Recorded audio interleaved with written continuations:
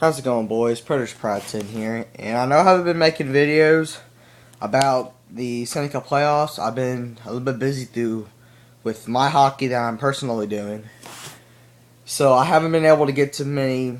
I haven't been able to make many videos about the Stanley Cup Playoffs. But now I'm gonna.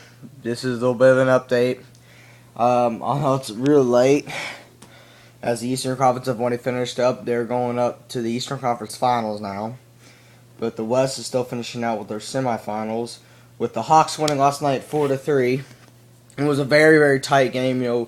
3 goals scored by Chicago in the third period on Jimmy Howard. That was, to me, very surprising that Chicago had the ability. I mean, I know they had the skill level to do that, but Jimmy Howard is a very on-fire goalie. This goalie has not allowed that many goals against Chicago, or really even last series against the Ducks. The Ducks had a lot of trouble with Detroit, mainly because of Jimmy Howard. But as last night, the Detroit even outshot Chicago 38-28 in the shot count, which is actually a big win for them, considering Patrick Kane, Jonathan Toews, Andrew Shaw, the other players that are the skilled players of Chicago. So the game went last night. It was, it's on my tongue. And Marian Hossa, backhand goal assist goes to Jonathan Toews and Duncan Keith. And started the game off, 30:53 into the first period. But then 18:51 into the first period. Not even 2 minutes left in this first period. Almost a minute left. Eves gets a wrist shot goal that gets off a rebound and puts it just past the pad of Corey Crawford. The assist there goes to Miller and Smith. And at the end of one, it's 1-1. In the second period, it's Anderson on a wrist shot goal that just beats the glove of Corey Crawford. I saw the goal and it was so close. Like, Crawford had his glove there and it just went under, and it just went under his glove. And the assist goes to, I think it's Kendall, I think it is. But then the third period, and that was 10-11 into the second period. Not even a minute in the first period. 51 seconds into the third period.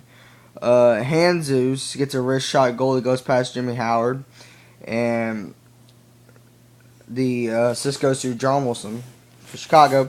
And there, it's a 2-2 game, tied up. 5:48 into the third period. Ryan Bickle gets a wrist shot goal, and that saves goes to the captain, Jonathan Toews, and Marian Hossa. And that makes it a 3-2 game. And then 9:43 left to go. 9:43 into the third period. Frolik gets a backhand goal and unassisted. It's a great effort there by Frolik to get that unassisted goal. But then the second time in this game, Detroit gets a goal inside the last 2 minutes. This one is inside the last minute of the game, 19:08 into the third period. Damian Brunner gets a slap shot goal that goes past Corey Crawford. The assist goes to Pavel Datsyuk and Danny Cleary. 3 stars for that game. Third star is Joakim Anderson for Detroit. And the second star is Marian Hossa for Chicago. And then Anderson had 1 goal, no assist, 1 point, and 1 shot on goal. Marian Hossa had 1 goal, 1 assist, 2 points, 3 shots on goal. And Brian Bickle had a goal, 0 assists, 1 point, but 2 shots on goal. And that's the Chicago game for you. The series is tied 3-3. They're going back to Chicago for Game 7. My prediction here is Chicago will take it in Chicago. They will win the game in Chicago. Detroit blew a 3-1 series lead, and I think Chicago finishes up the job back in the United Center, which it's hard to beat them. Detroit did beat them, but still, it's Chicago. they'll win at home. They don't want to get eliminated at home. So another Game 7 matchup: the Kings and the Sharks, the other one in the West. The defending Stanley Cup champions LA Kings against the San Jose Sharks with their Vezina contender goalie Antti Niemi.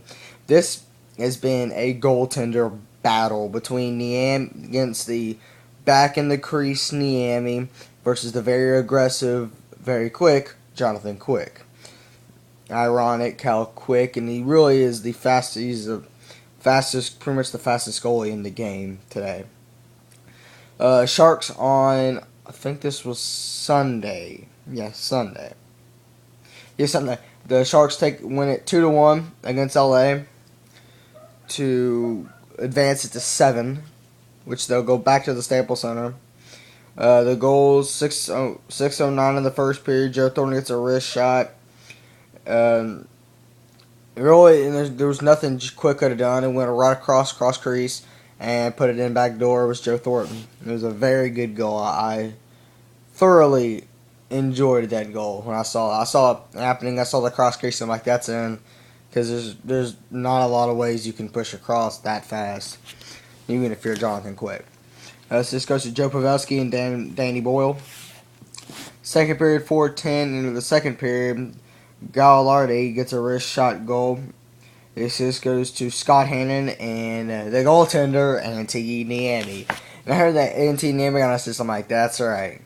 Goalies can get assists too. Goalies get points too.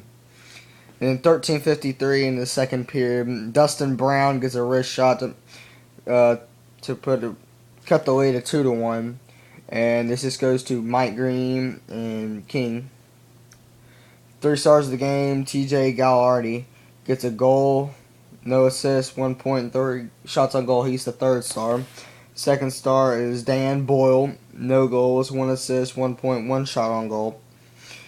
And in the first star, the one that opened up the scoring, Big Joe, 1 goal, 0 assists, 1 point, 2 shots on goal. Another thing I'm probably why he started because of how many dang face-offs he wins. He wins a lot of the face-offs. The Sharks have been dominating in the face-off circle. And to win, they have to dominate the face-off circle. And, of course, have to have a good game by Niemi.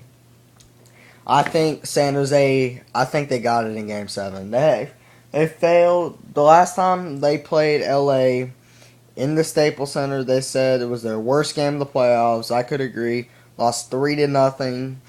And I think this time, they go to LA, and I think they beat LA in the Staples Center. But I'll just give you a quick overview of what happened before this. I'll go to my little bracket challenge thing, see if it pulls it up. Little fact about this one. All original 6 teams made the playoffs. Montreal, Toronto, Boston, New York, Detroit, and Chicago. All original 6 teams were in the playoffs this year. In round 1 in the Western Conference, Chicago, the first seed Chicago Blackhawks beat the 8th seed Minnesota Wild in 5 games. Anaheim failed to beat Detroit. The second seed Anaheim failed to beat Detroit in 7. Detroit and then advanced to play Chicago. San Jose defeated the Vancouver Canucks by sweeping the Canucks. It's Luongo. What are you gonna do? It's Luongo. And there was more than it wasn't the Luongo's fault. Vancouver had absolutely no offense on San Jose the whole series. St. Louis blew a 2-0 series lead to LA. LA wins it in 6, winning 4 straight games against the Blues. Pittsburgh wins the game against the Islanders in 6. Very shocking. The Islanders, first time back in the playoffs in like 6 years or something, and they do that good. I personally think for the Islanders, that is really good for the Islanders that they did that. That good. I was pretty happy for them. The Senators killed Montreal in 5 games. It was pretty brutal game, brutal series for the Canadians. Almost a walk in the park for Ottawa. Washington fails to beat New York in 7. Washington had their chances to get this series ended, but New York kept fighting, and so New York wins the series. Good games put up by Henrik Lundqvist was another reason. And Boston wins the series against Toronto in 7. I'm pretty surprised that Toronto was able to do that much. And the main reason they were able to is the big man back in the net. James Reimer was a reason Toronto went to 7 with Boston. I'm trying not to make this too long, but already set up in the conference finals.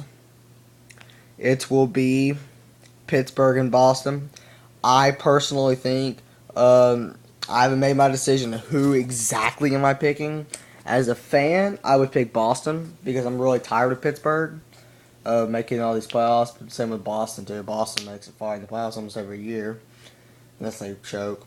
But as an analyst, as of right now, I'm picking Pittsburgh. All series this year, Evgeny Malkin did not play, and Pittsburgh still beat Boston every time. I'd have to see the scores. If Pittsburgh won by 2, almost everyone, then I'd probably have to go for Pittsburgh. As far as who I'm picking, who am I rooting for? I'm rooting for Boston because I'm a bigger Boston fan. I don't really like Pittsburgh because of all the Sidney Crosby stuff, and it kind of gets annoying for me. But Predators year was not a very great season for us. I think next year will be better, especially with Phil Forsberg. He'll be in the he'll probably be able to play more than 5 games because his contract was for this year supposed to be 5 games or it runs off a year. It's kind of confusing, but that's how it was. Rene apparently had a groin injury the whole year that was unnoticed. That's probably why he didn't play as good as he's been. And he played great this season for us. He did really good. Mason did too. I think we'll keep Mason a little bit longer because we need to keep Mason. We need to stop getting rid of our backups. We need to stay with Mason and Rene because they're a very good pair. They are 2 really good goalies, even though Mason had his games, but every goalie has their games or they're not that great. That's that video. Make sure you like and subscribe to my channel. I'll try to get more videos out. I'll definitely get a video on the Stanley Cup Finals when it comes. And I'll see you next time. Go Predators.